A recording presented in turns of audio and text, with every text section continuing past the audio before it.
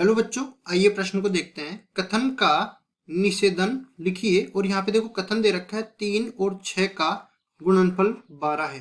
प्रश्न को हल करने से पहले इसकी मुख्य अवधारणा के बारे में चर्चा कर लेते हैं। मुख्य अवधारणा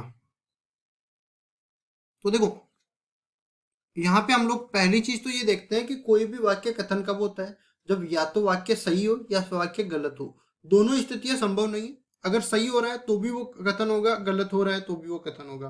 अब बात आती है कथन का निषेधन कैसे निकालते हैं। तो हम लोग देखो, कथन को हम लोग अगर एस बोलते हैं, कथन, इसको मैंने एस बोला, तो कथन का जो निषेधन होगा ना, कथन का निषेधन, उसको मैं बोलूंगा इस तरह से एस। ठीक है। इस चिन्ह को निगेशन बोलते हैं इंग्लिश में, और इसको मैं हिंदी में बोल देता हूँ एस का निषेधन। ठीक है जी। अब निषेधन करते कैसे? कोई भी वाक्य कथन दे रखा है ना, उसमें नहीं लगा दो। मतलब उसका, उस कथन का अर्थ अगर नहीं में निकले, निषेधन में निकले, तो उस कथन का निषेधन कहलाता है। अब इस तरह से मैं सवाल को हल कर लेता हूँ। देखिए, पहले तो मैं एस देखता हूँ क्या दे रखा है। 3 और 6 का, 3 और 6 का गुणनफल, गुणनफल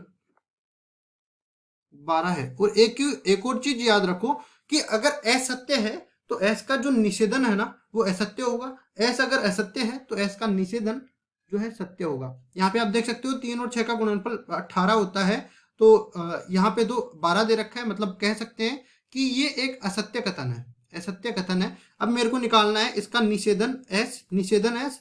तो निषेधन एस किसके बराबर हो जाएगा? यहाँ पे मैं बोल सकता हूँ इसमें नहीं लग जाएगा, मतलब कि 3 और 6 का गुणनफल 12 नहीं है। इस तरह से 3 और 6 का गुणनफल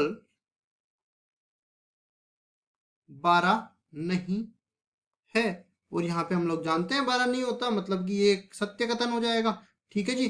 तो इस तरह से हम लोगों को निषेधन निकालने के लिए बोला था, इसका निषेधन हमने निकाल दिया। 3 और 6 का गुणनफल 12 नहीं है, यही हमारा उत्तर हो जाएगा। आशा करता हूँ ये सवाल आपको समझ में आया होगा। धन्यवाद।